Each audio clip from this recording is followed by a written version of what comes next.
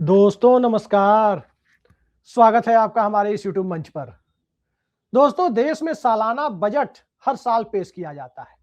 1947-48 में जब जॉन ओ मथाई ने पहला बजट पेश किया, तब से लेकर 2026-27 का बजट जब आज वित्त मंत्री निर्मला सीतारमण ने रखा, तब तक करीब 77 बजट और न जाने कई सारे लेखानुदान पेश किए गए हैं।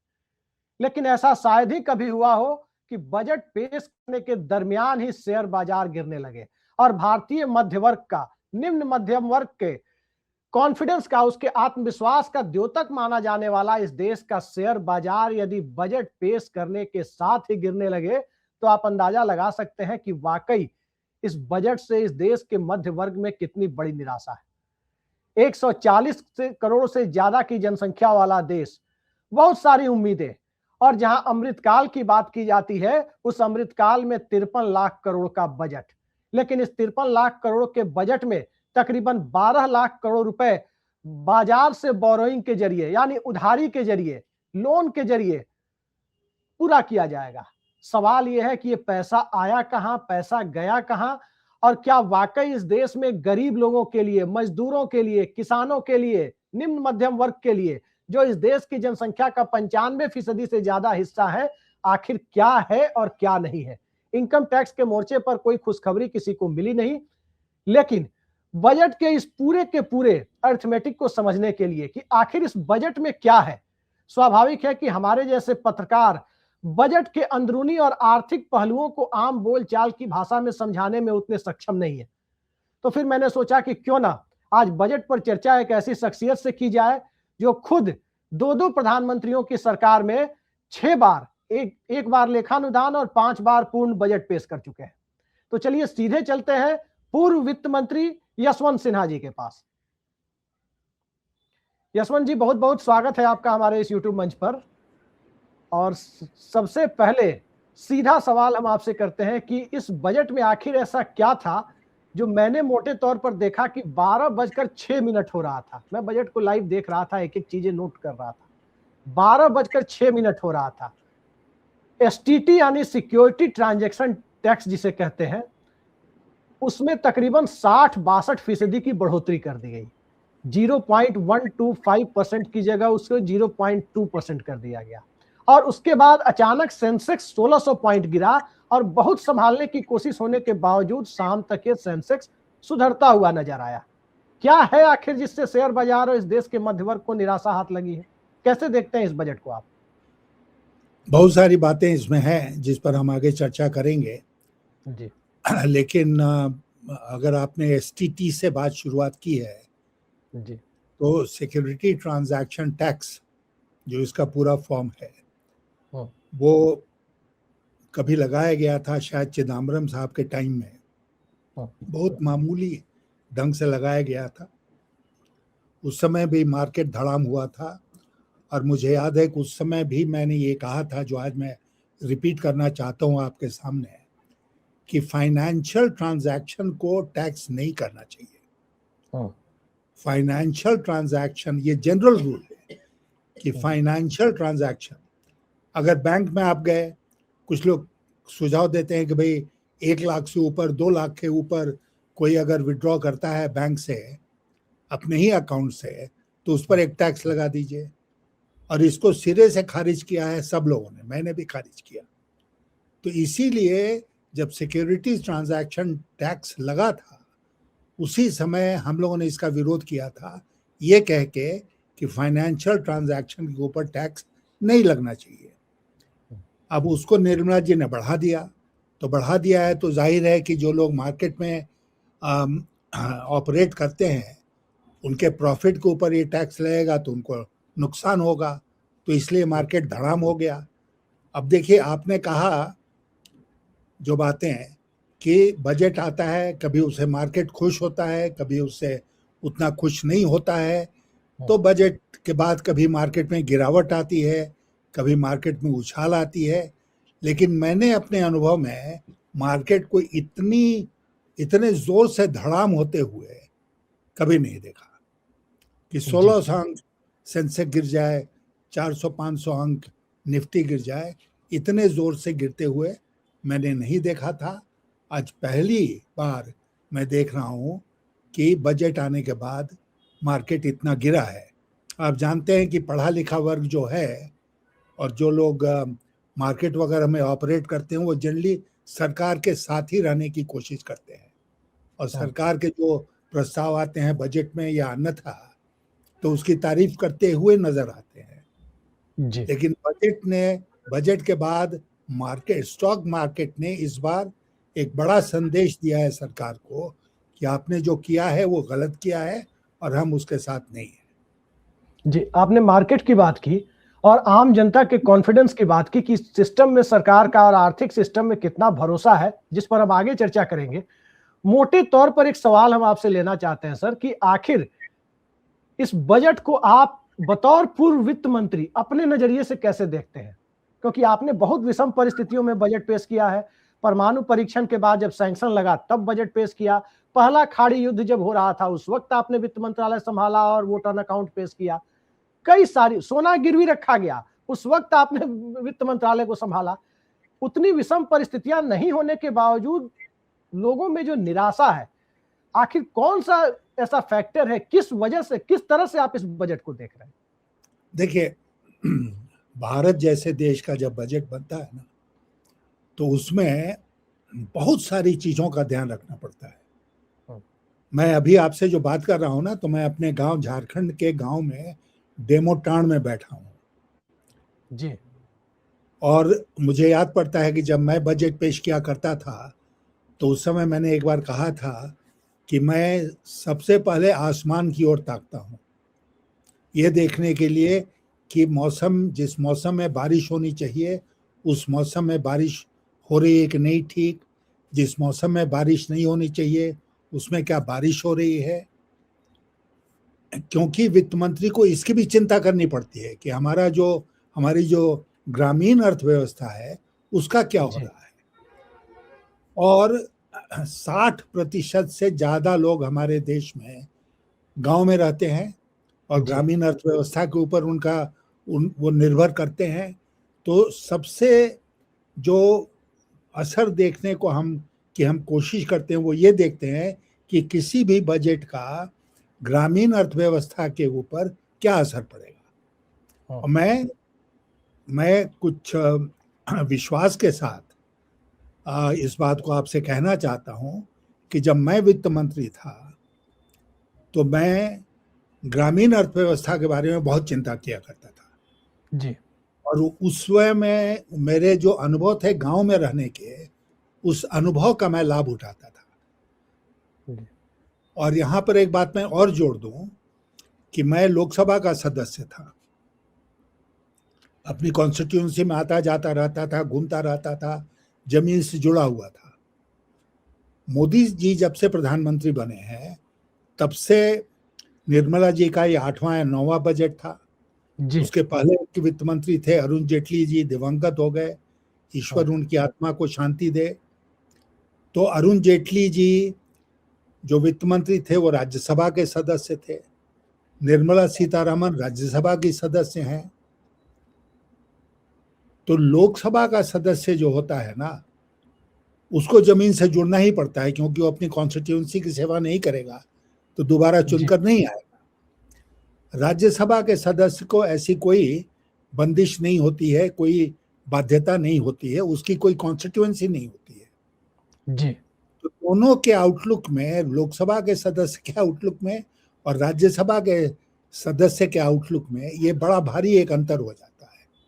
और जैसा मैंने आपसे कहा कि मोदी जी के कार्यकाल के जितने बजट पेश किए गए हैं वो राज्यसभा के सदस्य द्वारा पेश किए गए हैं, तो उसका भी एक असर रहता है, क्योंकि वो जमीन से उतने जुड़े नहीं हैं जितना कि लोकसभा का सदस्य आवश्यक रूप से जुड़ता है। तो इसलिए अगर मैं कहूं कि उन्होंने हमारे गांव डेमोटांड की चिंता नहीं की इस बजट में, तो लोग विश्वास करेंगे हाँ ग्रामीण अर्थव्यवस्था के लिए नहीं बहुत कुछ किया गया। लेकिन दिक्कत की बात जो है वो ये है कि डेमोटांड की भी चिंता नहीं हुई और दलाल स्ट्रीट की भी चिंता नहीं हुई। इसलिए ना डेमोटांड खुश हुआ, ना स्टॉक मार्केट खुश हुआ, दलाल स्ट्रीट खुश हुआ। और नहीं, आप नवाल जो इस बात कह रहे हैं सर, आप जो बात जी कह रहे हैं उसको मैं देख पा रहा हूँ, क्योंकि संयोगवश मैं भी अपने गांव में हूँ, अभी चंपारण में, अभी 4-5 दिनों पहले आया हूँ। और मैं देख रहा हूँ कि जब से ये आपको 5G नेट और वाईफाई का विस्तार गांव-गांव तक हुआ है, उसके बाद गांव में बैठे हुए लोग भी बैंक में पैसा रखने, एफडी में रखने की जगह stock market, SIP, mutual fund की बातें कर रहे हैं, वहां इन्वेस्ट कर रहे हैं। और वहां भी निराशा है। मतलब अब इसको अर्बन माइंडसेट से देखना मुझे नहीं लगता कि बहुत उचित होगा। ठीक है, गांव में वो सेक्शन छोटा है अभी, लेकिन है। मोटे तौर पर मैं देख पा रहा हूं कि सरकार के इस बजट से या सरकार के पिछले कई सारे कदमों से लोगों में निराशा है। कारण क्या है? क्योंकि एक तरफ आपने एक बार मुझसे व्यक्तिगत तौर पर बताया था, फोन टेलीफोनिक कन्वर्सेशन में बताया था, मुझे याद है तकरीबन 1-1.5 साल पहले, कि जब प्रधानमंत्री ग्राम सड़क योजना आप लोग लेकर आए थे 99-2000 के दौर में, उसकी ऑडिटिंग की व्यवस्था की थी कि उसकी प्रॉपर ऑडिटिंग हो, ताकि कोई ठेकेदार गलत सड़क ना बनाए, बनवाए तो फिर से बनाना पड़े। और आज मैं देख रहा हूं, वहीं से मैं शुरू करता हूं इस पूरे डिस्कशन को। आज देख रहा हूं मैं कि 11.2 लाख करोड़ रुपए अर्बन इंफ्रास्ट्रक्चर, यानी उन शहरों का जहां कम से कम 5 लाख की जनसंख्या है, पिछले वित्तीय वर्ष में दिए गए। अब वो पैसे कहां खर्च हुए मुझे कहीं दिखाई नहीं दे रहा है। उसके अलावा आज मैं देख रहा हूं कि पिछला यूटिलाइजेशन कितना हुआ, कोई डेटा किसी को नहीं मिल पा रहा है। लेकिन इस बार 1 लाख करोड़ बढ़ा करके 12.25 लाख करोड़ रुपए दिए जा रहे हैं अर्बन इंफ्रास्ट्रक्चर के लिए।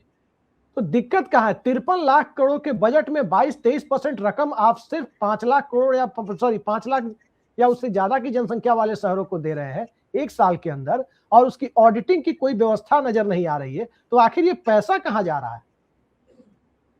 देखिए, आपको पता है कि मैं एक IAS ऑफिसर भी था जी और सब डिविजनल लेवल पर काम किया, डिस्ट्रिक्ट लेवल पर काम किया, सचिवालय में भी काम किया। तो एक अनुभव जो मुझे प्राप्त हुआ था उस समय, वो ये हुआ था कि अच्छी से अच्छी योजना अगर ऊपर से नीचे आती है तो बीच में कहीं खो जाने का डर है उसको। इम्प्लीमेंटेशन जो है वो सही नहीं होगा जब तक कि बहुत कड़े नियम नहीं बनाए जाए इम्प्लीमेंटेशन के बारे में। आपने प्रधानमंत्री ग्राम सड़क योजना के बारे में आपसे जो चर्चा हुई थी टेलीफोन पर, उसका जिक्र किया जी। मैंने। शायद उस समय भी आपको वो उदाहरण दिया होगा कि मैं अपने क्षेत्र में घूम रहा था, एक प्रधानमंत्री ग्राम सड़क योजना की जी सड़क कंप्लीट नहीं थी, लेकिन उस पर मैं गाड़ी दौड़ा रहा था। तो मैंने देखा कि कुछ लोग सड़क के एक भाग में हैं और कुछ सड़क की खुदाई कर रहे हैं। तो मैंने अपनी गाड़ी को रोका, मैंने पूछा कि भाई क्या हो रहा है इस सड़क के साथ। तो उन लोगों ने मुझे पहचाना, फिर उन लोगों ने मुझे बताया कि साहब हम लोग आंध्र प्रदेश से आए हैं, झारखंड में सड़क की गुणवत्ता की जांच करने के लिए। ये व्यवस्था हम ही ने बनाई थी कि सड़क की गुणवत्ता की जांच करने के लिए उस प्रदेश के लोग नहीं आएंगे, किसी दूसरे प्रदेश के लोग आएंगे जिनके ऊपर लोकल ठेकेदार का कोई असर नहीं होगा। और इसलिए एक आंध्र प्रदेश की इंस्पेक्शन टीम झारखंड में सड़क की जांच कर रही थी। तब जाके ग्रामीण सड़क अच्छी बनी उस समय।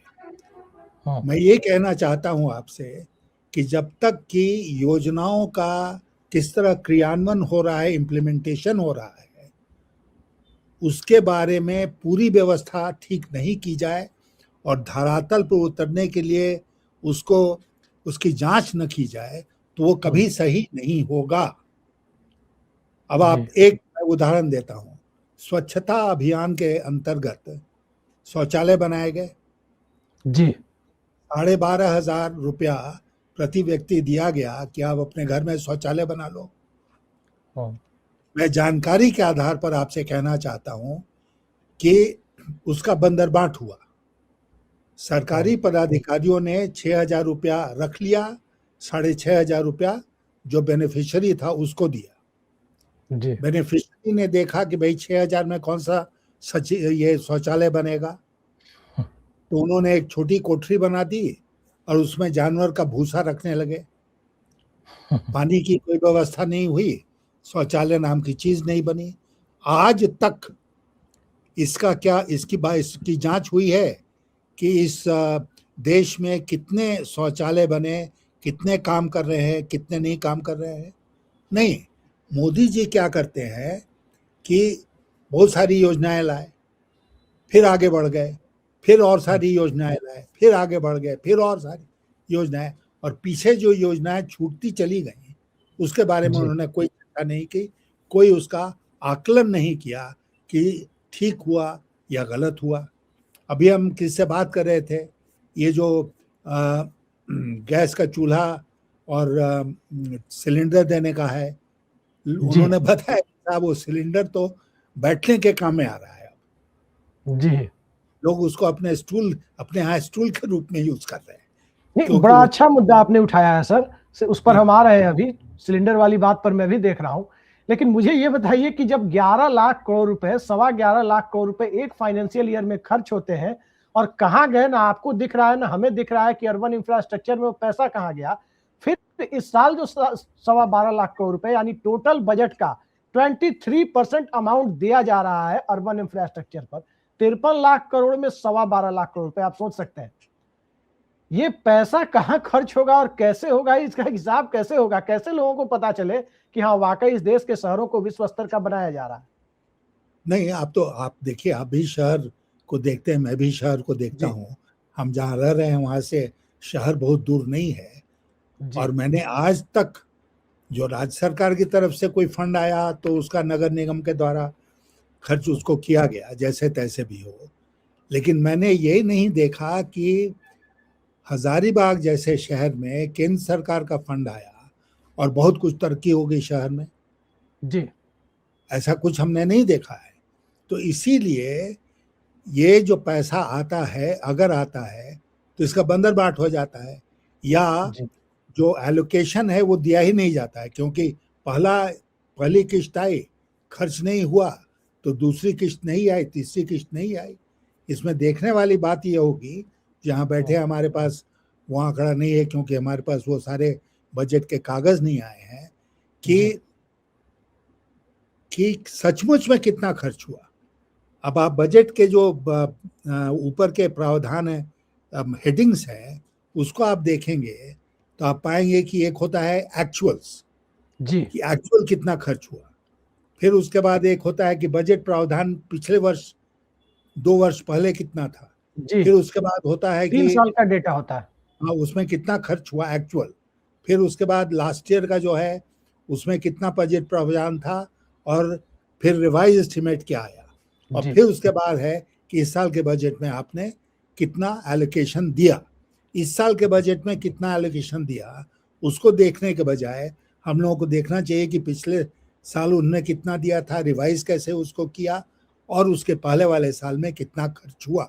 ये डिटेल में जब हम जाएंगे देखने के लिए तो उसमें हम पाएंगे कि खर्च में भारी कमी हुई है, लोग खर्च नहीं कर पा रहे हैं। ये बहुत तकलीफ की बात है। यहाँ झारखंड सरकार में भी मैं देखता हूँ, यहाँ के अखबारों में, कि विभिन्न विभागों के का जो आवंटन है वो खर्च ही नहीं हो रहा है, और हम जनवरी के महीने में फरवरी के महीने में पहुंच गए। तो इसलिए खर्च पर जोर देना, बराबर उसकी निगरानी करते रहना, और जमीन पर देखना कि भाई धरातल पर ये सही ढंग से उतर रहा है कि नहीं उतर रहा है। सर, इसमें एक सवाल मेरा है जिसको मैं रोक नहीं पा रहा हूं आपसे पूछने से, और आपसे चर्चा हो रही है इसलिए पूछना लाजिमी हो जाता है।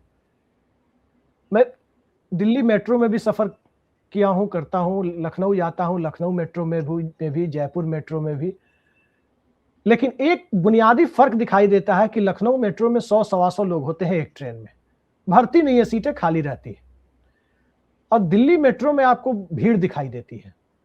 कारण क्या है कि अब आपसे ये चर्चा इसलिए जरूरी हो जाती है कि एक है अर्बन इंफ्रास्ट्रक्चर को बेहतर करना, और दूसरा उससे जुड़ा हुआ पहलू है शहरों में रहने वाले लोगों की आजीविका का कितना इंतजाम किया गया। अर्बन अनएम्प्लॉयमेंट एक बहुत बड़ी समस्या है इस देश में, खासकर जब रूरल से अर्बन शिफ्ट हो रहा है लोगों का। आपसे इस सवाल को करने का मकसद यह है कि जिस दौर में इंडिया में अर्बन ट्रांसफॉर्मेशन देखने को मिला, 90 का दशक, उसकी शुरुआत में भी आप वित्त मंत्री थे और उसके लास्ट में भी आप वित्त मंत्री थे। आखिर के 3 बजट और शुरुआत का पहला बजट वो आपके द्वारा लाया गया। अब सवाल ये उठता है कि उस समय आप लोगों ने, आपकी आंखों के सामने दिल्ली एनसीआर बसा, नोएडा, गुड़गांव सब शेप लेते हुए दिखाई दिए, और वहां वाकई रोजगार का इंतजाम हुआ। बिना रोजगार के कोई वहां रहने नहीं आया। जब लोगों के पास रोजगार है तो मेट्रो में चलने के लिए सुबह से लाइनें लगी रहती है, खड़े होकर लोग चलते हैं।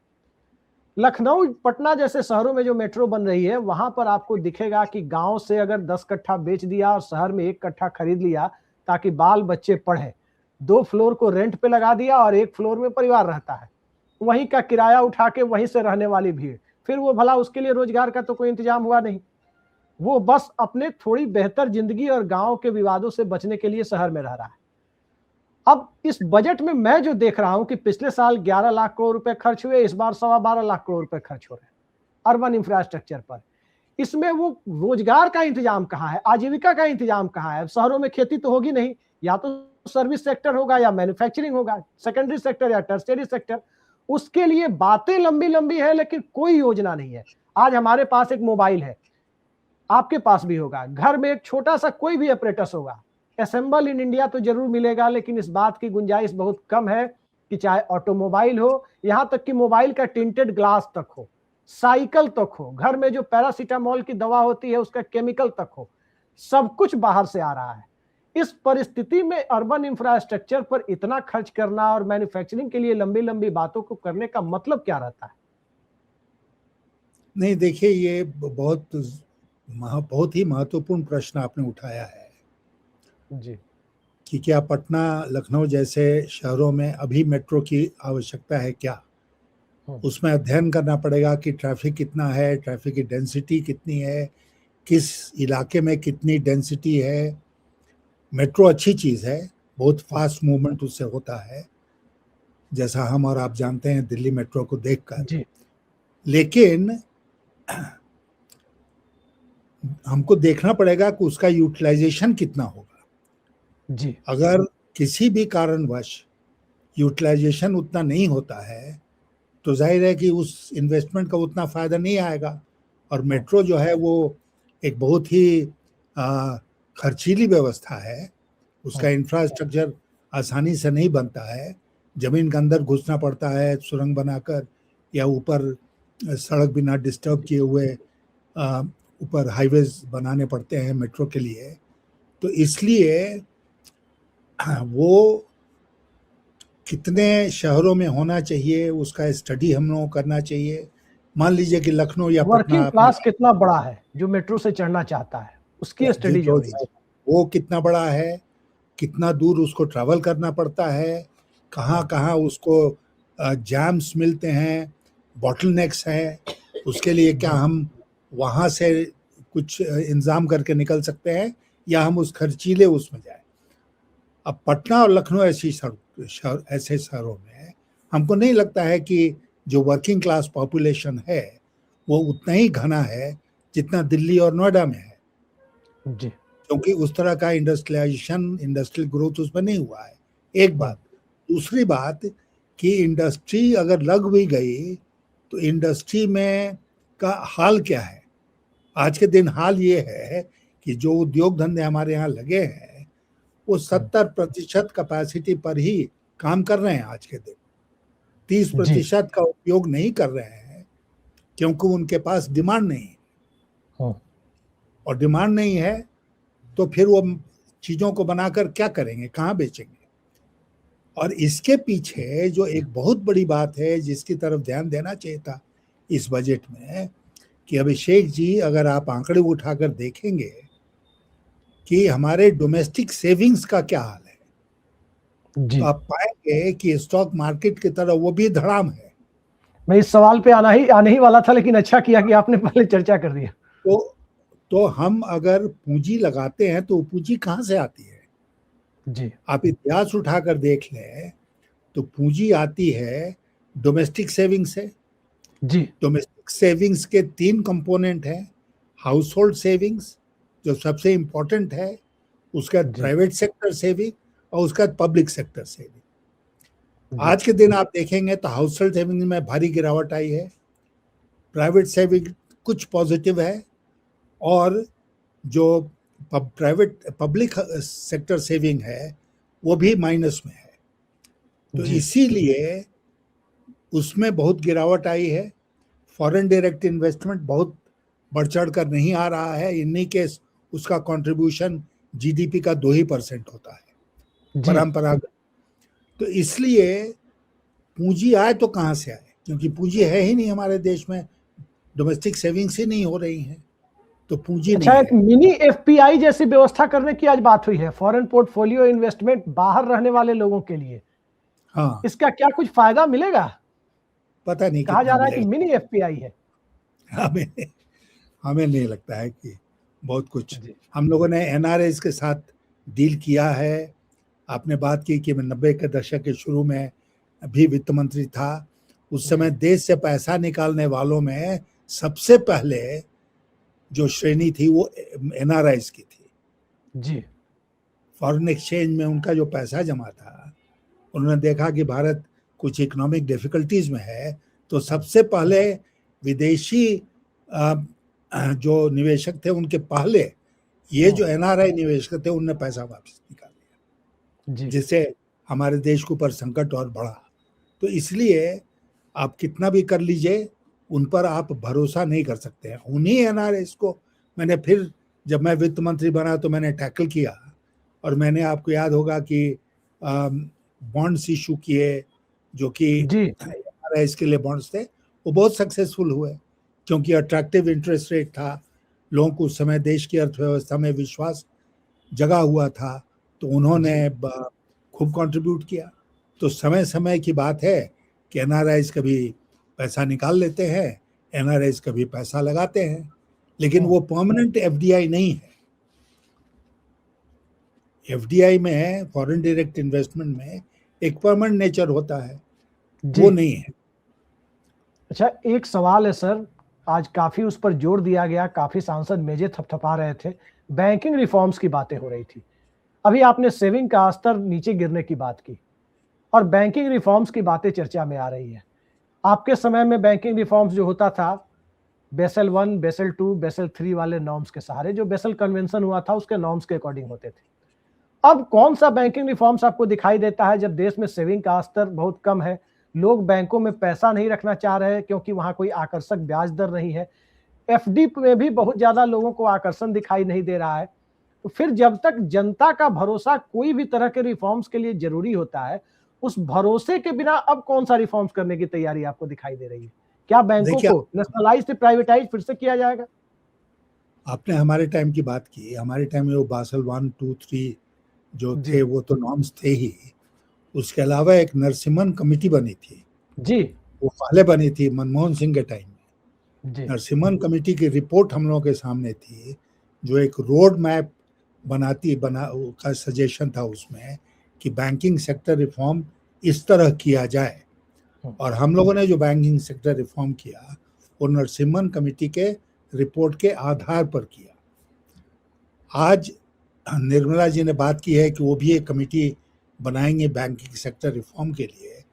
अब मैं आशा करता हूं कि वो जल्दीबाजी में कोई रिफॉर्म नहीं करेंगी। एक कमेटी बने, अच्छा रिपोर्ट दे वो कमेटी, और उसके आधार पर बैंकिंग सेक्टर में रिफॉर्म हो।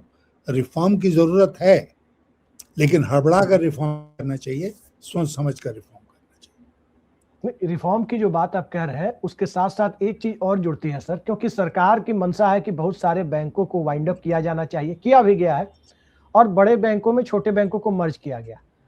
अब चर्चा होती है कि जैसे आईडीबीआई जैसे बैंक है या दूसरे बैंक है, उनको कहीं ना कहीं प्राइवेट सेक्टर के हाथों में फिर से दिया जा सकता है।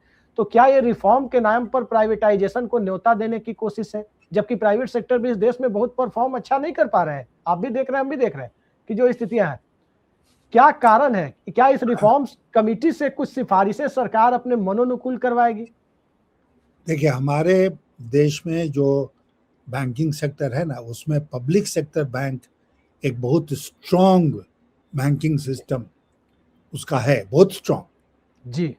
प्राइवेट सेक्टर के जो बैंक्स हैं वो उतने स्ट्रॉन्ग नहीं हैं। और जब 2007-8 का ग्लोबल फाइनेंशियल क्राइसिस हुआ था, तो हमारा देश लार्जली अछूता इसलिए रह गया क्योंकि हमारे पब्लिक सेक्टर बैंक जो थे वो बहुत मजबूत स्थिति में थे। फॉरेन बैंक्स के ऊपर असर पड़ा, प्राइवेट सेक्टर बैंक्स के ऊपर असर पड़ा, लेकिन पब्लिक सेक्टर बैंक्स मजबूती के साथ उन्होंने उसका मुकाबला किया जी। तो इसलिए हम पब्लिक सेक्टर बैंक्स जो हैं हमारे देश में, उसको हमको पूरी इज्जत के साथ उसको देखना चाहिए, उसको और बढ़ावा देना चाहिए। आईडीबीआई का जहाँ तक सवाल है, तो आईडीबीआई को प्राइवेटाइज किया जाए, ये बात बहुत दिनों से चर्चा में है, जी। आज की बात नहीं है, बहुत दिनों से ये चर्चा में जी। आती है और किसी न किसी वजह से आईडीबीआई का प्राइवेटाइजेशन नहीं हो रहा है। लेकिन मैं आपसे ये कहूँगा कि मैं जनरली पब्लिक सेक्टर बैंक्स को ख़त्म करके उनको प्राइवेट सेक्टर में कन्वर्ट करने के पक्ष में मैं नहीं हूँ, क्योंकि वो एक बहुत स्ट्रॉन्ग हमारा एक पिलर है फाइनेंशियल सेक्टर का और पूरी अर्थव्यवस्था का। जी, एक काफ़ी चर्चा मैंने सुनी, अभी थोड़ी देर पहले कुछ लोग चर्चा कर रहे थे, जो बजट स्पीच सुनने वाले लोग थे, कि हाई स्पीड रेल कॉरिडोर बनाए जाएंगे, कुल 7 हाई स्पीड रेल कॉरिडोर। एक हाई स्पीड कॉरिडोर आप देख रहे हैं, जिसको कुछ लोग बुलेट ट्रेन कहते हैं, अहमदाबाद से मुंबई 10 सालों से बन रहा है। दूसरा, जबकि उससे सस्ता फ्लाइट का किराया है। दूसरा हाई स्पीड अब कहा जा रहा है कि 7 जो नए बनेंगे वो मुंबई से पुणे, पुणे से हैदराबाद, हैदराबाद से बेंगलोर, बेंगलोर से चेन्नई, फिर चेन्नई से हैदराबाद, फिर दिल्ली से वाराणसी और वाराणसी से सिलीगुड़ी। अब इन हाई स्पीड कॉरिडोर की चर्चा हम इसलिए आपसे कर रहे हैं सर, क्योंकि नितिन गडकरी का मंत्रालय सड़क बनाने के नाम पर 2080 तक के लिए लोन उठा चुका है, मार्केट से भी, इंटरनेशनल फाइनेंशियल इंस्टीट्यूशन से भी और बैंकों से भी। यानी पूरा का पूरा सिस्टम कर्ज में डूबा हुआ है। 2080 का मतलब यह हुआ कि 55 साल आगे का कर्ज। अब उससे कहीं ज्यादा खर्च इस हाई स्पीड कॉरिडोर पर होगा। तो बजाय इसके कि एग्जिस्टिंग रेलवे लाइनों को और ज्यादा मजबूत किया जाए, उन पर फ्रेट कॉरिडोर बिछाया जाए, उनके ट्रैक को और बेहतर किया जाए ताकि स्पीड बढ़े, ये नए कॉरिडोर बनाने की कोशिशें देश के लिए कितनी फिजिबल है, कितनी व्यवहारिक है? मैं हाई स्पीड कॉरिडोर्स का विरोध नहीं करता हूँ। मुझे लगता है कि हमारे देश में जो इंफ्रास्ट्रक्चर है उसमें स्पीड होनी चाहिए, और खास करके जो रेलवेज है, रोडवेज है, इन सब में ट्रैफिक की व्यवस्था इस तरह हो कि फास्टर मूवमेंट हो, और लॉजिस्टिक्स का जो पूरा इशू है वो सारे, इसको एक्सपोर्ट है, कंजम्पशन है, रॉ मटेरियल का सप्लाई है, उसके लिए ये बहुत ज़रूरी है कि फास्टर ट्रांसपोर्ट हो उनका। उससे कोई एतराज़ नहीं कर सकता है, क्योंकि ये हर इकोनॉमी की आवश्यकता होती है। इसमें देखने वाली बात जो है वो ये है कि हम जो बोरो कर रहे हैं उसको हम लौटाने की स्थिति में है कि नहीं। आपने रोड का जिक्र किया, गडकरी का जिक्र किया और कहा कि 2080 तक हम लोन ले चुके हैं। अब लोन ले चुके हैं तो लोन उसका हम चुकाने की स्थिति में होंगे कि नहीं। कहीं ऐसा तो नहीं हो कि वो सारा का सारा बोझ सरकारी बजट के ऊपर आ जाए, ये देखने वाली बात होगी। ये नहीं कि अगर वो अपना लोन लेके और उसको चुकाने का भी काम कर रहे हैं, उसमें ये सब जो रोड ये क्या कहते हैं उसको, जो देखिए वो जहाँ वो tariff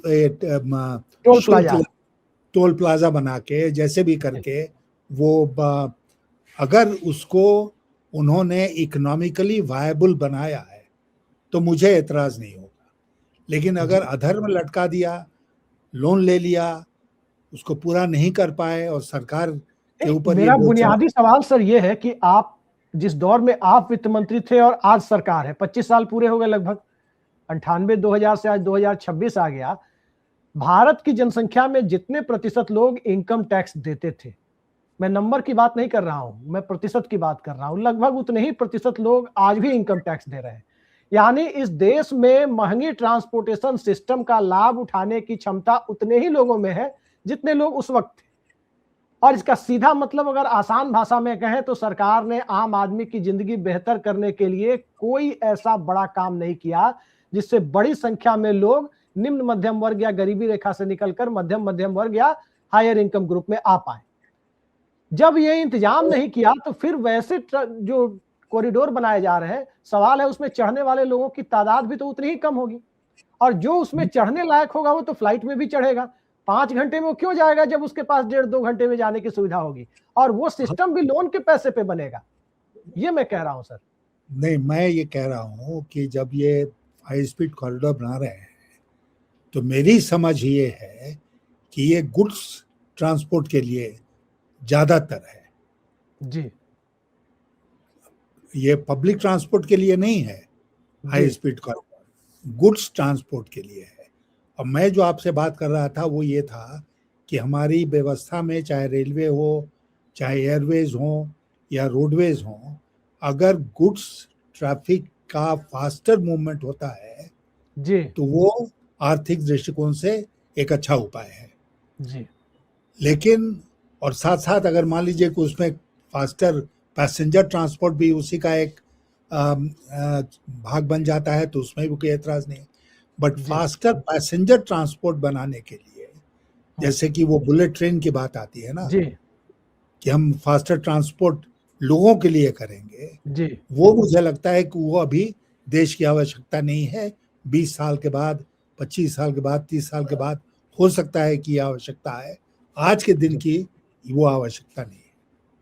personal income tax slab में कोई बदलाव नहीं किया गया है।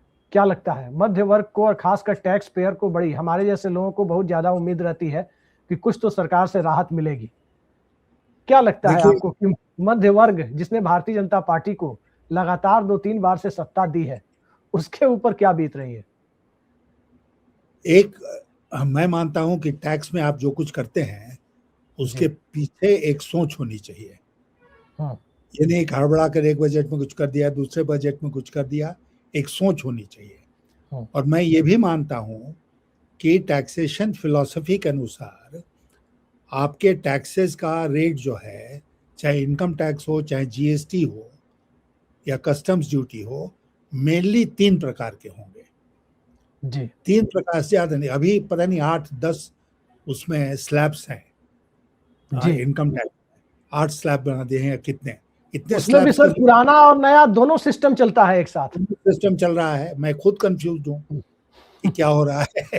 तो मैं आपसे ये कह रहा हूँ कि टैक्स में जैसे पहले क्या हुआ था, एक दफा चिदम्बरम ने 95-96 में या 96-97 में एक ड्रीम बजट प्रेजेंट किया था। जी, 97 में लोग हाँ, उसको ड्रीम बजट कहने लगे।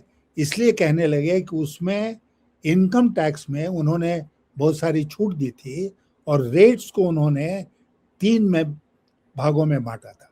इनकम टैक्स रेट जो थे वो जहां तक हम याद पाए 10%, 20%, 30% कुछ इस तरह का था जी। उसके बाद मैं वित्त मंत्री बना, मैंने वो रेट से छेड़छाड़ नहीं की। थोड़े बहुत कहीं हो सकता है कि सेस वगैरह लगाया हो, दूसरी बात है, लेकिन वही रेट मैंने रखा क्योंकि मैंने पाया कि रीजनेबल है। उसके बाद भी लोगों ने उस रेट पर काम किया। अब ये रेट के साथ छेड़छाड़ होने लगा कि 2 लाख, 4 लाख, 8 लाख। मुझे लगता है कि ये ठीक नहीं है, इससे कंफ्यूजन फैलता है। डायरेक्ट टैक्स हो या इनडायरेक्ट टैक्स हो, उसमें मुख्यतः 3 रेट ही होने चाहिए जी। और जीएसटी में भी 3 रेट होने चाहिए। एक जो है वो मेरिट रेट हो, एक मीन रेट हो जिसमें सारे लोग आ जाए, और दूसरा डीमेरिट रेट हो। जैसे कि मैं आपको बताऊं कि जब मैं वित्त मंत्री था तो मैंने ये 3 रेट लागू किए थे। उस समय सेंट्रल एक्साइज था जी। सेंट्रल एक्साइज के उस समय मैंने देखा कि बहुत कंफ्यूजन और कियोस था। 7, 8, 10 प्रकार के रेट्स चल रहे थे और ये उसमें कोशिश होती थी कि जो 3% वाला है वो कोशिश करता था, नहीं जो 5% वाला है वो कोशिश करता था कि 3% में आ जाए, 8% वाला कोशिश करता था 5% पर आ जाए। तो मैंने क्या तय किया, मैंने तय किया कि अधिकांश लोग जो हैं वो 16% का रेट जो है उसमें शामिल होंगे। एक्साइज के दृष्टिकोण से एक मेरिट रेट होगा 8% का और एक डीमेरिट रेट होगा 24% का। तो 8, 16, 24 ये मैंने बनाया था और मैं उम्मीद करता था कि ये जब जीएसटी आएगा तो इसी तरह की व्यवस्था होगी उसमें भी।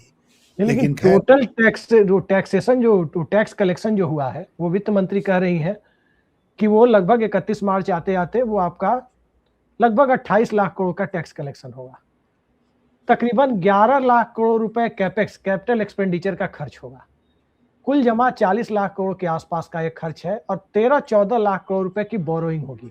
वो इंटरनेशनल मार्केट से भी होगी, डोमेस्टिक मार्केट से भी होगी और फाइनेंशियल इंस्टीट्यूशन से भी होगी, वो सभी जानते हैं। सवाल यह है कि किसी भी देश के लिए लगभग 30% राशि जो है वो बोरोइंग के जरिए जुटाई जाए सालाना खर्च के लिए, और वहां लोगों के खाते में चुनाव के समय 10-10 हजार रुपए वोट की रिश्वत जैसी स्कीम के नाम पर बांटे जाए, 2-2 हजार रुपए किसान सम्मान निधि के नाम पर बांटे जाए। मैं उसका विरोधी नहीं हूं, लेकिन आप भी जानते हैं कि 2,000 रुपए में किसी किसान का कुछ नहीं होना है, कुछ नहीं होना है। इस तरह का काम उस देश में किया जाए, ये कितना उचित आप 80 समझते करोड़ हैं? लोगों को मुफ्त में भोजन दिया जाए, 84 करोड़ लोगों को जी 5 किलो राशन दिया जाए और 30-32% रकम बोरोइंग के जरिए जुटाई जाए, उधार लेकर जुटाई जाए साल में। कैसे देखते हैं आप इसको? मैं इसके बिल्कुल खिलाफ हूँ। और हालांकि मैं राजनीति में था, अभी भी बहुत दूर नहीं हूँ, लेकिन आज मैं जोर दे के आपसे इस बात को कहना चाहता हूँ कि ये जो डोल्स मुफ्त में चीजें उपलब्ध कराना, मैं इसके बिल्कुल खिलाफ था।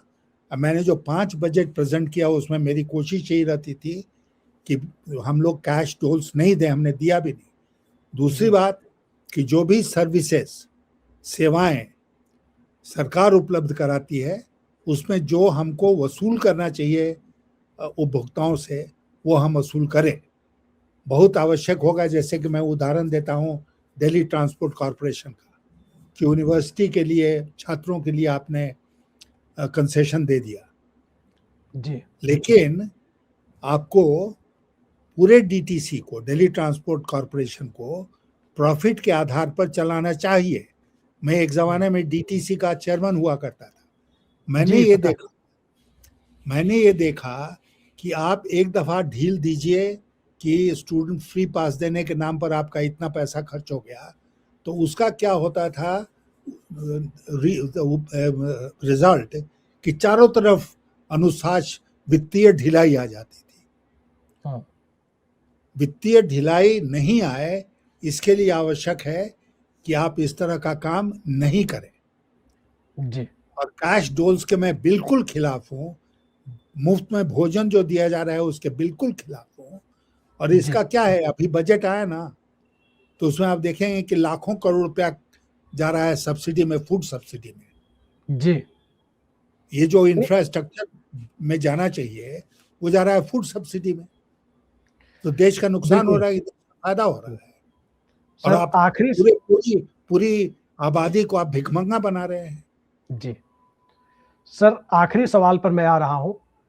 इस देश में रोजगार का बहुत बड़ा सेक्टर एमएसएमई और खेती किसानी से आता है। आज के बजट में एमएसएमई पर लंबी लंबी बातें की गई, लेकिन आप देख रहे हैं कि इस देश के अंदर आलू प्याज बेचने का काम भी कॉरपोरेट ही कर रहा है।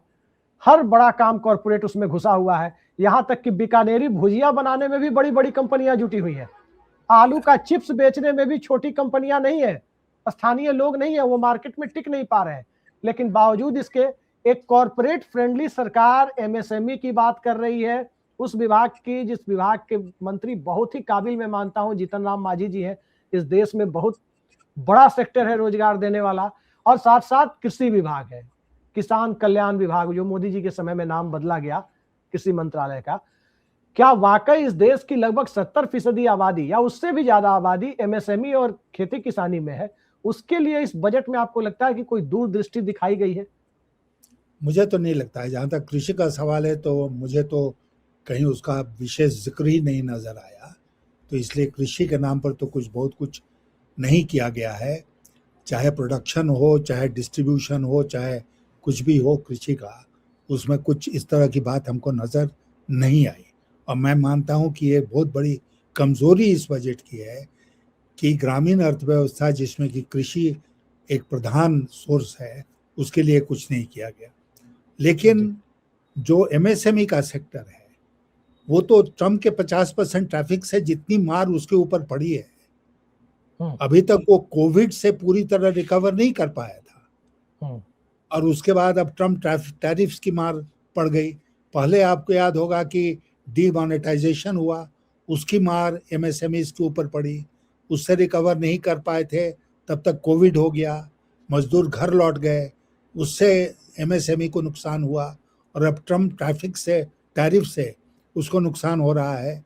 और इसका जिक्र भी नहीं किया वित्त मंत्री ने। ट्रम्प ने 50% टैरिफ लगा दिया, इसका जिक्र भी नहीं किया, और ना उसके उपाय का जिक्र किया, खामोश रह गए, जैसे हमारे प्रधानमंत्री खामोश। एक छोटा सा सवाल सर इससे जुड़ा हुआ है जो मैं जी भूल गया था पीछे पूछना, मैंने नोट करके रखा हुआ था उसे। बजट आप लोग पेश करते थे, जसवंत सिंह करते थे या चिदम्बरम साहब करते थे, प्रणब बाबू करते थे, सबको मैंने देखा बजट पेश करते हुए अपने स्कूल के दिनों से अब तक। बजट पेश करने का एक ढर्रा होता है, आय व्यय का लेखा जोखा। इधर 3-4 सालों से मैं देख रहा हूं कि बजट को एक गवर्नमेंट की स्कीम अनाउंस करने का जरिया बना दिया गया है। पहले भी बजट में इक्का दुक्का स्कीम अनाउंस होती थी, और आमतौर पर स्कीम प्रधानमंत्री किसी मौके पर अनाउंस करते थे या विभागीय मंत्री करते थे। अब देखा जा रहा है कि बजट के जो मूल बजट पार्ट है वो लास्ट में 10 मिनट में निपटा दिए जाते हैं। रिवाइज एस्टिमेट, 2 साल पहले का एस्टिमेट, 1 साल पहले का एक्चुअल एस्टिमेट, फिर वित्तीय वर्ष जो चल रहा है उसके 3 क्वार्टर का एस्टिमेट, ये सब 10 मिनट में निपटा दिए जा रहे हैं। कितना आय व्यय करना है, एक्सपेंडिचर जो है उसे बताना है, या फिर जो सरकार के रिसिप्ट है उसको बताना है, चाहे वो रेवेन्यू का हो, चाहे वो कैपिटल साइड का हो, बजट डेफिसिट, वो फिस्कल डेफिसिट, सब कुछ को 10 मिनट में निपटा दिया जा रहा है, वो भी नॉमिनल जीडीपी के आंकड़े के साथ। और शुरू से लगातार स्कीम दर स्कीम अनाउंस की जा रही है। क्या इस तरह से दुनिया के किसी देश में बजट पेश होता है, या आपने कभी ऐसा बजट पेश किया है? 1-2 तो मैंने आपके भी देखे हैं बजट, सारे नहीं देखे।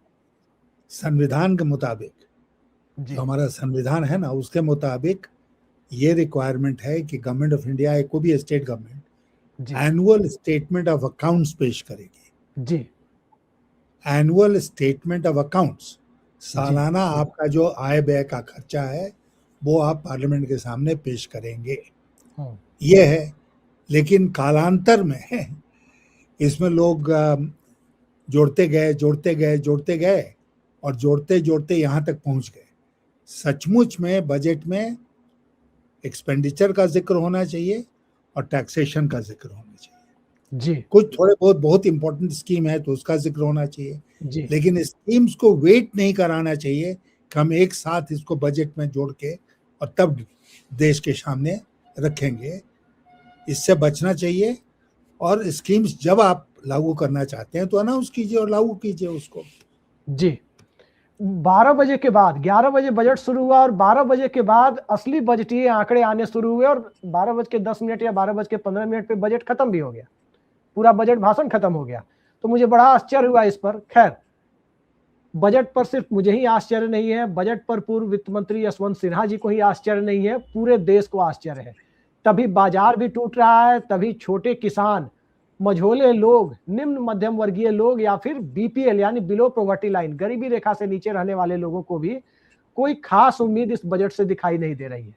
लेकिन इस समय जो अंतर्राष्ट्रीय परिस्थितियां हैं, और अंतर्राष्ट्रीय परिस्थितियों में भारत के इकोनॉमी को चलाने वाला जो ड्राइवर सीट पर बैठा हुआ तबका है, मध्यम वर्ग और खासकर निम्न मध्यम वर्ग, यदि उसके बीच में इस बजट को लेकर निराशा है तो निश्चित तौर पर इस बजट को आदर्श बजट नहीं माना जा सकता। निर्मला सीतारमण ने आज जिस प्रकार का बजट दिया है, अब देखना है, हो सकता है कि उनकी आर्थिक समझ हम सबसे बेहतर हो और कुछ बेहतर कर जाए।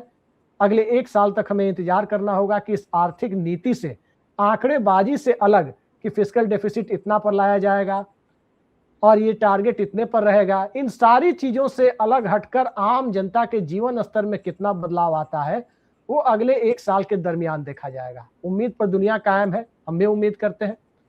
आज की इस बेहद सार्थक चर्चा में जुड़ने के लिए यशवंत सिन्हा जी, आपने हमारे लिए समय निकाला, बहुत बहुत धन्यवाद आपका। नमस्कार। नमस्कार।